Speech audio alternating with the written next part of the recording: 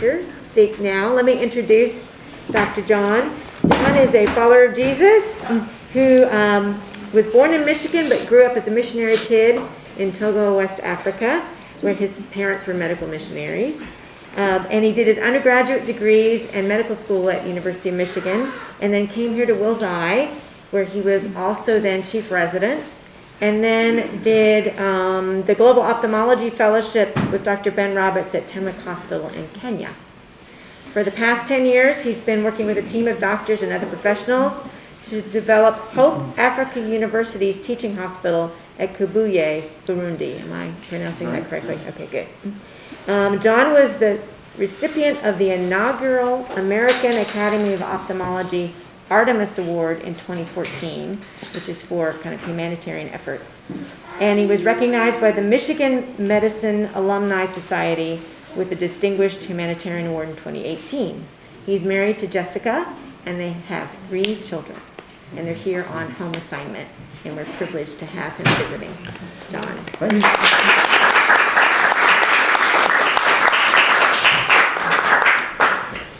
It's great to be with you all. We think we sorted out all the tech bugs. Find out. Still holds up. We're good.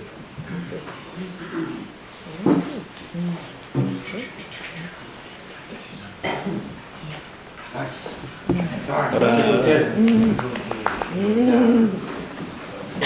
Yeah, it's great to be back with you guys. I've spoken to the MCO group several times, and so I'm glad to be back with you tonight.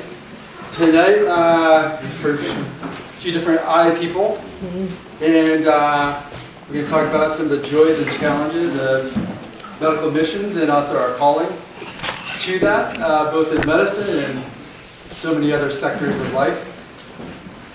In ophthalmology, there's a lot of joy, actually. We get to do a lot of fun stuff. And I'm going to actually focus a little bit more on the challenges tonight than the fun stuff. There'll be some fun in there, so you know it's not all terrible. But and some of the challenges to my faith, just like grappling with suffering and evil constantly in hard places. And honestly, man, anytime I come to Philly, having lived here and done my internship in North Philly, and man, there's so much brokenness and need right here. Like, I feel it when I come to Philly. So there's plenty to do right here at home as well. So here we go. Oh, I forgot I had some music for you. We'll listen to it. This is one of my favorite African artists. His name is Eric. Wait, it seems to me just in 2 shades. You see the world in white and black. I've always been high, see things away, any other way seems losing track. So sing my sea. That was supposed to be playing while I came up. Your intro. So this is Eric. He's a really fun artist. He sings about a lot of different African themes. He's great. So look him up and enjoy his music. Anyways, here's my family. My wife Jessica, and our 3 kids. Elise, she's 14. Micah is 12, and Sam is 10. And Jess and I met in 2nd grade when we were back on furlough from Togo, West Africa. And then I went back to Africa, came back in high school, and we were in high school again together, and got an on again, off again, on again, off again, on again relationship. And we got married at the tender age of 20 and 21.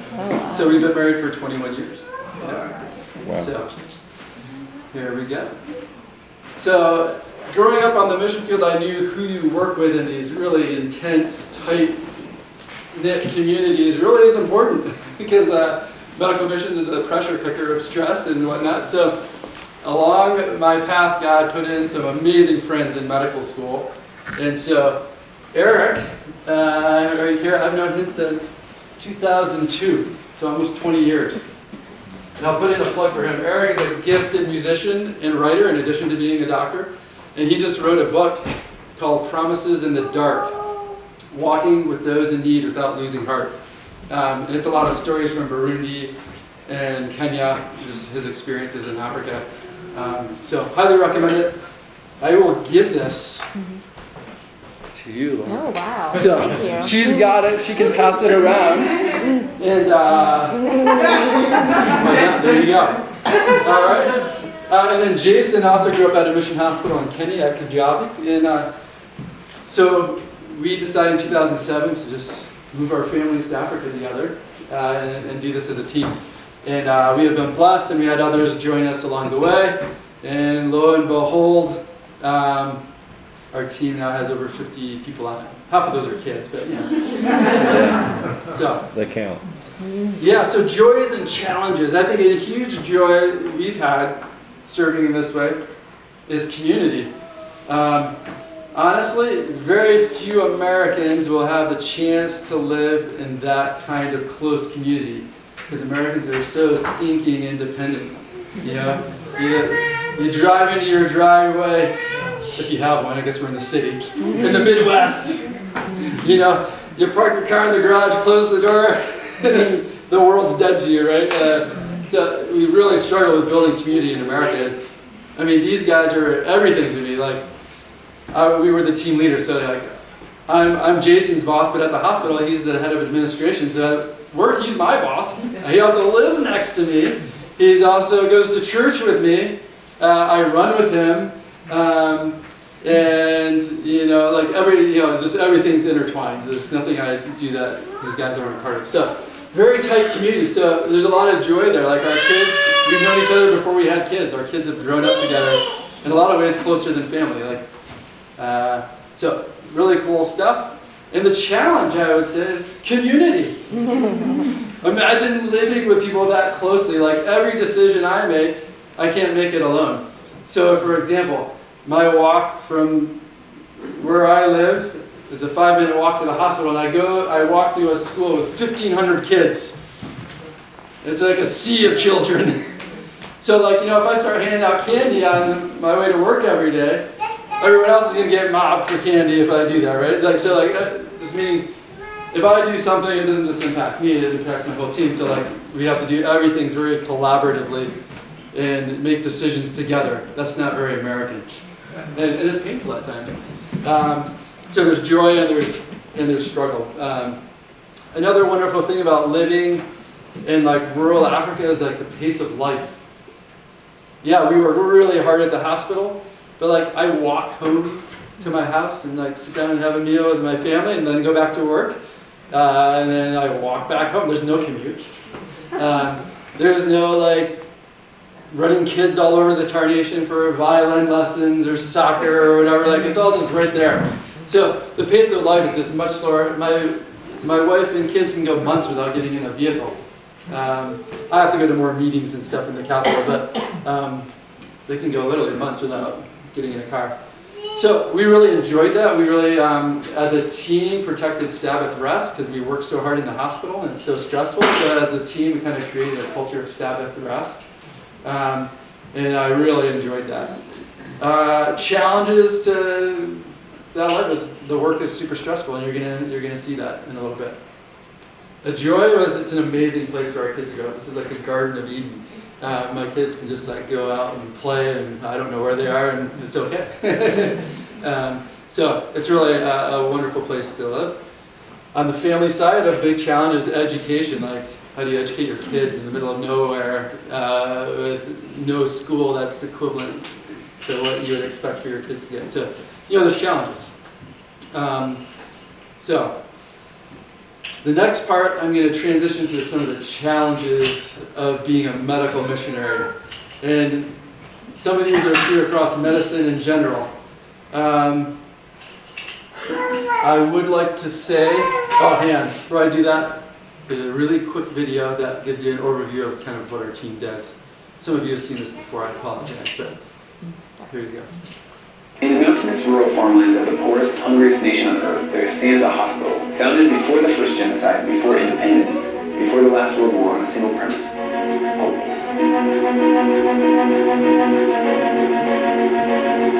We're not the best people for this job. Our students are. They hear, speak, sense, and feel what we cannot and will not. Kabuya isn't huge right now, and it's quite remote. Not much, besides thousands and thousands of needy people. But in an unprecedented move, Hope Africa University, a premier Christian African university, named this place as their primary teaching site for their medical and nursing schools.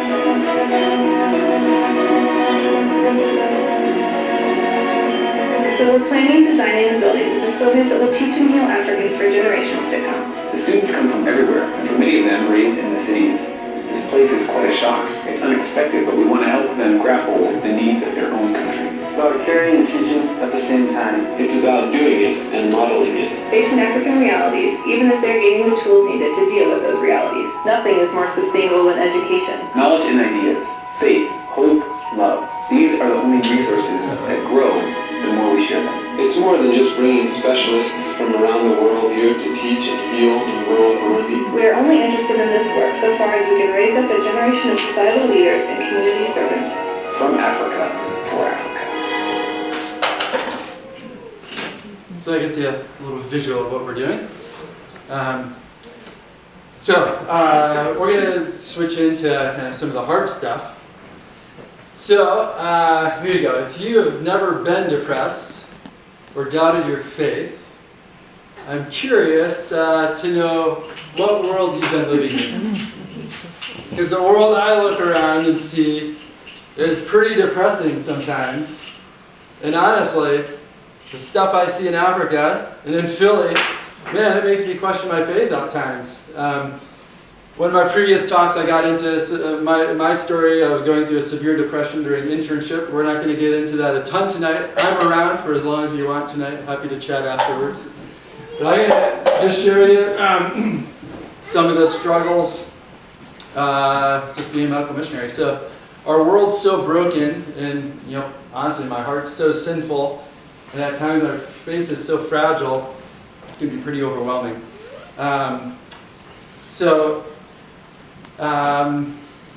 God's redeemed hard things in my life, like going through severe depression, to do amazing things that I wouldn't have imagined possible. And today I want to share with you some of the challenges as a missionary I face. And as an ophthalmologist, you wouldn't necessarily think you would, unless you have the shields, you would have to deal with stuff like this. So it's not pretty typical stuff an ophthalmologist does from day to day. But in Burundi, we see people literally starving to death. Like, our hospital has a malnutrition ward and kids die from not having enough food, literally. I live in a country that is supposedly Christian. In our region of Eastern Congo, Burundi, Rwanda, Christians for generations have slaughtered each other. What the heck? How do I wrap my head around that? Tough stuff. All these things impact us, I think, in medicine. We talk about secondary trauma and stuff like that. There's definitely going on. Got to work through that stuff. We just see the ravages of disease. And I'm going to let you sit in some of that for a little bit. So I'm going to just give you a warning. Some of the things I'm going to show you are horrific. I look at my phone to get the pictures, and it just breaks my heart. These people suffer. All of these people were given permission to share their stories.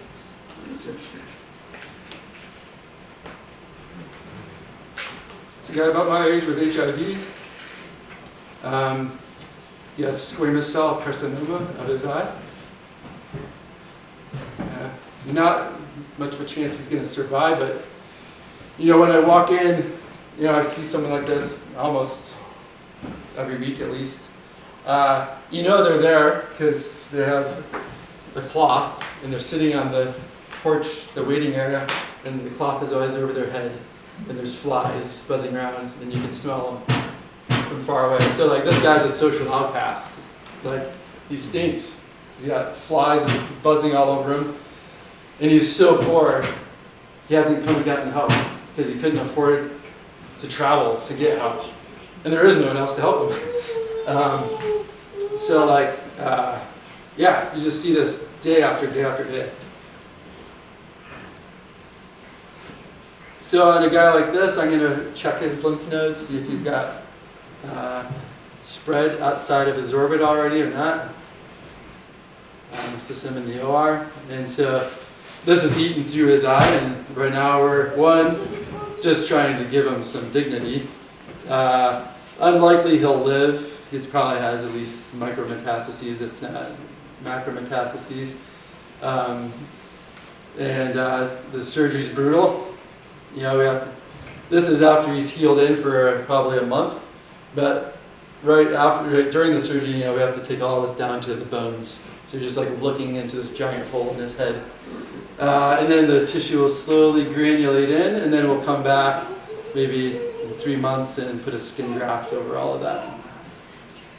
So here he is. He was pretty wasted away when he came in from the tumor, and he came back, it's probably 2-3 months later, and things are healing in. He's about ready for a skin graft. And you can tell he's put on weight, and he's a new man. He's happy. He's got a new life for I don't know how long. All right. Some of these people will make it, but most of them will probably, their 5-year life expectancy isn't terribly good. Yeah. So, man, and I'm sitting there with that guy. Like in one day, I did 3 of those surgeries, and at the end of the day, it's like, sweet mercy. Now it gets worse. This lady probably has Burkitt's lymphoma caused by Epstein-Barr virus, and there's nothing I can do for her. I'm not even going to touch that. The only thing I can do is share Christ with her. So it's eroding through her palate. She's having trouble breathing. She won't be around long.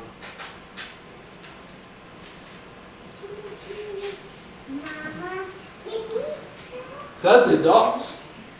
I see just as many kids. This probably is Burkitt's as well. This is retinoblastoma. So this kid came from very far away, from Congo, across the border. And they already had metastases to their skull.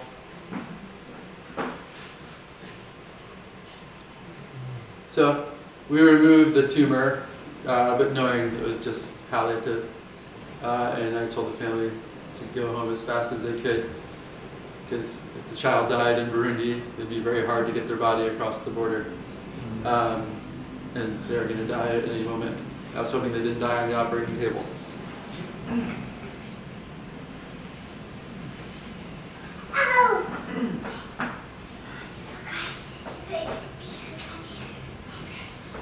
This girl had tumors in both her eyes like that when she came. Her name was Aliana.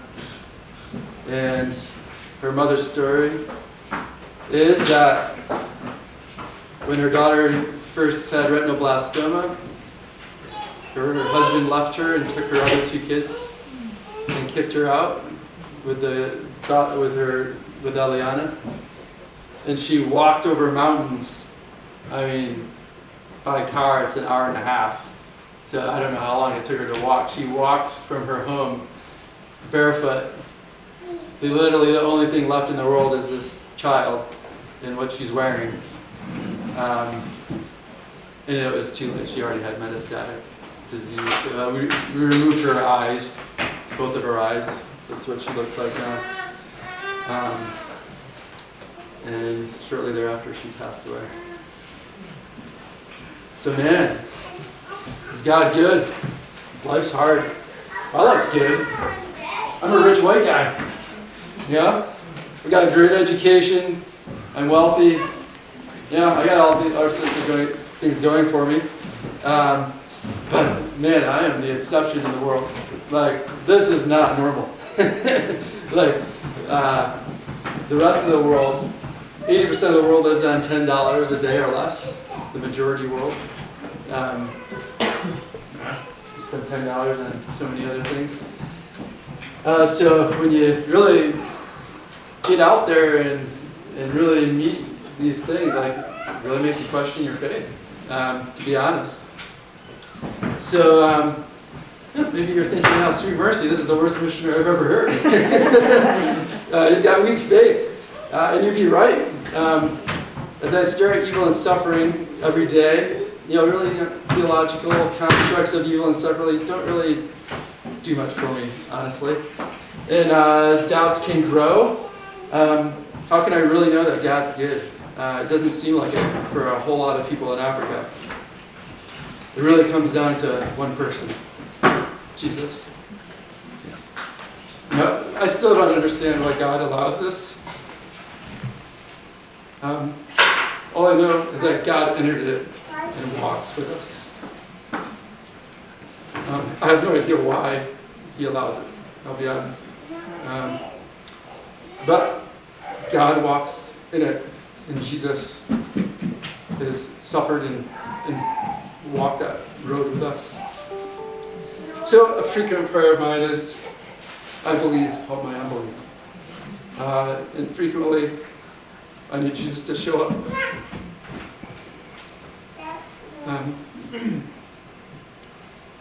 So we serve a God who really, without the incarnation, is blowing smoke, as far as I'm concerned. But because of the incarnation, it changes everything. Right? Yeah. So we have a God who became flesh, suffered with us, and He died. So we know we have a God who cares deeply about us, even if we don't understand a lot. He gave up great wealth. He relinquished power. He exchanged comforts for suffering. He gave up His rights to serve. Maybe the American church needs to wake up and hear some of that, right?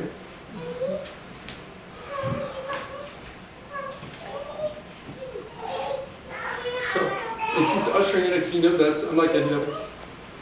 A kingdom full of merciful justice. And He invites us to join Him in that. That's scary. So Job is one of the most ancient forms of literature in the world. I don't know, certainly it's the oldest piece of the Bible. And I think it contends with almost anything as some of the oldest literature in the world. And so from literally the very beginning of human recorded history, we see God's heart. And this is Job. He says, I delivered the poor, who cried for help, and fatherless, who had none to help him. The blessing of him who is about to perish from upon me. They called this the widow's heart to sing for joy. They put on righteousness, and it clothed me. My justice was like a robe and a turban. As the eyes to the blind and the feet to the lame, as a father to the needy, I searched out the cause of him whom I did not know. I broke the fangs of the unrighteous and made him drop his prey from his teeth. Now this is what he's talking about. This is dangerous business. You're going to get hurt doing this kind of stuff. So Christ calls us to bear our cross so that we can give mercy and also give justice to the weak and the poor. Yeah. We all know this verse, Micah 6:8. He has told you, a man, what is good, and what does the Lord require of you, but to do justice, to love mercy, to walk humbly with your God. And Jesus made no bones about it. When He talks about the good news of the kingdom, this is what He had to say. The Spirit of the Lord is upon me, because He has anointed me to proclaim good news to the poor. He has sent me to proclaim liberty to the captives, recovering of sight to the blind, to set at liberty those who are oppressed, to proclaim the year of the Lord's favor. Man, we're heirs of this kingdom. This is what we get to do. This is what it's all about for us as followers of Christ. We get to delve into that with all its joys and all of its challenges. So, We have a God who cares. This gentleman has cataracts. He's blind. Just so many amazing passages we can reflect on about who God is and his heart for the world. And we get to be a part of that. And Jesus is telling each of us, take up your cross, follow me. I heard this guy from International Justice Mission at a missions conference a few years ago, and I remember this really just stuck out to me. God is much more interested in making you brave than he is in making you safe. God's calling us to the fray of the world. And so I just want to share a couple horrible stories with some beautiful things tied in too. So this kid, he's a toddler. I don't know why, but his mother at birth threw him in a pit latrine because she wasn't able to take care of him. I don't know. Obviously, something terrible for a mother to drive a mother to do that. And so I don't know if a pit latrine's acidic or basic, but it burned his eyes out. And so this kid's blind in both eyes from his mother trying to kill him. And someone heard a baby crying in the pit latrine and fetched him out and saved him. And so he was brought by a Burundian nun. And she clearly loved this kid. She's going to take care of him for the rest of his life. And so, that really touched me. How she did that. So we had all we see so much retinoblastoma, one a week on average, I would say.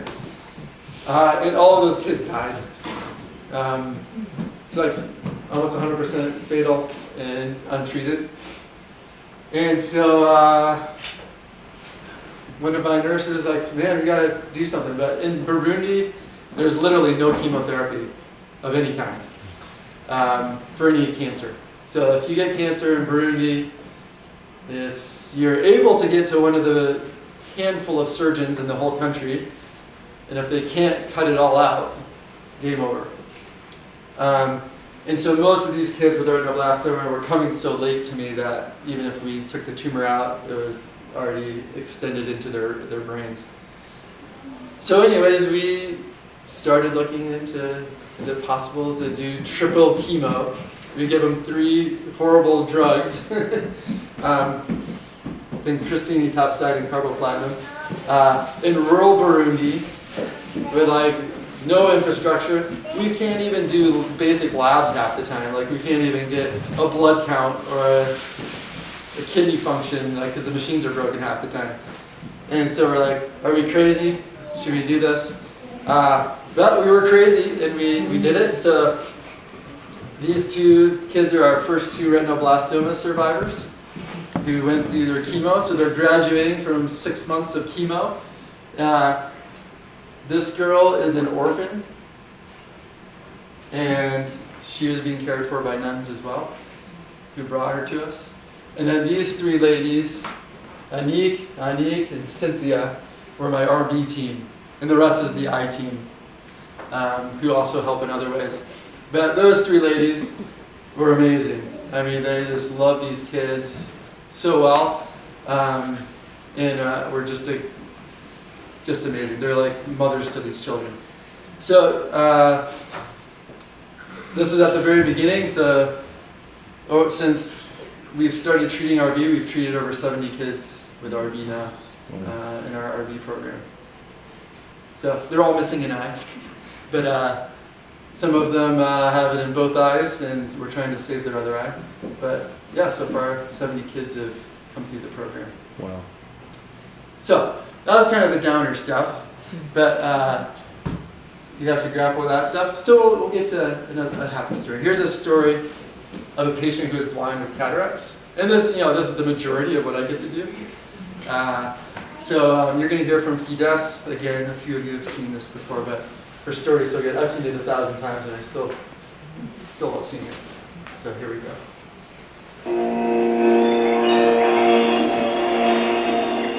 One of my passions coming to Burundi was to bring eye care where there is no eye care. When I visited in 2010, there was one ophthalmologist who could do eye surgery for over 10 million people. In Africa, life expectancy is about 5 years if you go blind. It's a death sentence because life is tough when you're blind in Africa, especially Burundi. It's all mountains. And 75 to 80% of blindness is totally reversible or preventable. We want to transform the healthcare system here to a place where patients are going to know they're going to be respected. They're not going to have to pay a bribe to get taken care of, and they're going to get great care in the name of Christ. Though I was still young, I realized I was not able to see so well anymore.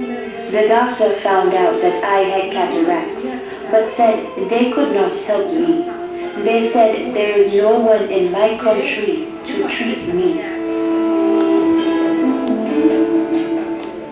My husband and I found out at that time that I was pregnant. As my pregnancy progressed, my vision got worse and worse. We kept my blindness secret because people liked to talk and would wonder why my husband would stay with me since I was blind. People with disabilities are persecuted here, so I stayed at home and did not even tell my family that I was blind. The worst day for me was when my daughter was born. I was completely blind at that time. I could not see her face, so I touched her and felt her to get a sense of how she looks. People told me that she was very beautiful, but I was devastated that I could not see my new baby. As she grew, I tried to make faces at her to make her laugh, but I could not even see if she was smiling. I wanted so badly to look into my baby's eyes.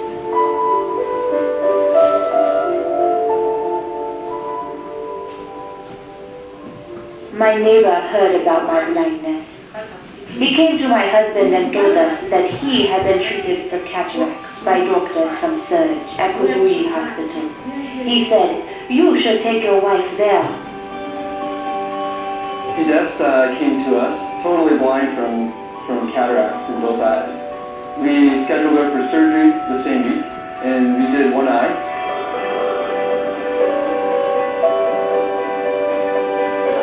After the surgery, the doctor took off the bandage. He asked me to open my eyes, but I refused. I was afraid that the surgery had not worked. No confidence. He again said, "Open your eyes." Then I opened my eyes, and I was able to see everything. I could see my child. I could see her hair. I could see her clothes. And I was jumping with joy. I could see perfectly. When I see folks who I haven't seen for years, see again the next day, that keeps me going. There's a lot of tough stuff here. We can't help everybody, but when we get to help those people and know that their lives have been transformed through a 10-15-minute surgery, that's really cool. I tell people all the time I have the best job in the world. I mean, they can't get it any better. I get to help blind people see again every day.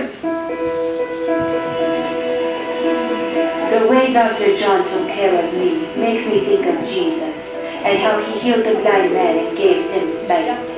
Dr. John shows love to the poor, the rich, the unclean. He models the ministry of Jesus.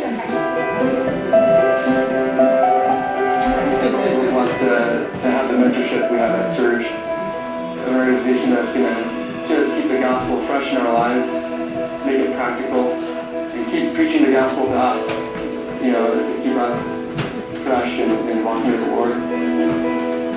it is a special opportunity to be the hands and feet of Jesus here in Burundi, trying to share God's love and let them know that God loves them and care about them. You know, our God is different. He chose to suffer with us. But that doesn't keep me going, because if I didn't know that, I don't know if I could keep going. So I just keep reminding myself, our God chose to become flesh and suffer with us. And I think that sometimes it's harder for me to see other people suffer. So I think that's one of the key things that keeps me.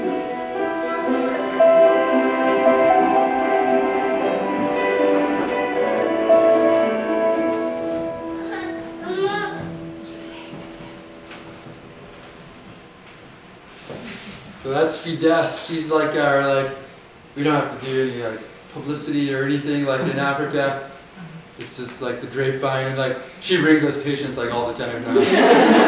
She's always in the clinic with somebody. Oh, I brought this lady today. Oh, there's this guy. So she is awesome. So another big joy for us is we get to train lots of people, and so I don't know if I said this here already. So when we got to Burundi, there's 300 doctors in the country. And we've trained now over 300 new doctors. So literally, we've been able to double the number of doctors in Burundi through training. And we offer voluntary Bible studies. They don't have to come to them, but once a week we do a medical student Bible study, and we've seen some amazing. The students are amazing. On their own initiative, we've seen them take care of poor people who couldn't pay their bills. They pool their money. They're med students. And help patients. And then there's a group of these guys. Some of these guys saw how we were living missionally, and now they're doing it themselves. They formed a group, and they call themselves Jars of Love, and they're serving Burundi missionally as a community. So that's why we're there. So pretty cool stuff. And this is one of my favorite photos of that shows the joys and the challenges. Beautiful broken Burundi. We operate out of this ancient building that's falling apart. And so we have this beautiful microscope donated by Wills when they upgraded theirs. Hanging from I-beams, we had to dig out our floor and install this foundation for this big steel thing to hang this microscope. But I'm training a Burundian surgeon how to do cataract surgery. But there's a big storm rolling through that's pouring rain, and literally it starts dripping on the patient's head, which isn't good when you're doing eye surgery. So our cleaner is holding an umbrella over the surgeon and the patient's head. And you'll notice in the other hand, she's killing flies. So she's literally two-handed, killing flies and protecting the surgeon from rain. So that sums it up pretty well. So anyways, so paradox of beauty and brokenness, side by side. God's calling all of us to step into the brokenness in the world and preach the kingdom. It's not easy no matter where you are. And if you aren't feeling that, you should probably think twice about what you're doing in life, because it's probably a little too easy. Because following Jesus isn't supposed to be easy. He promised it's going to be hard.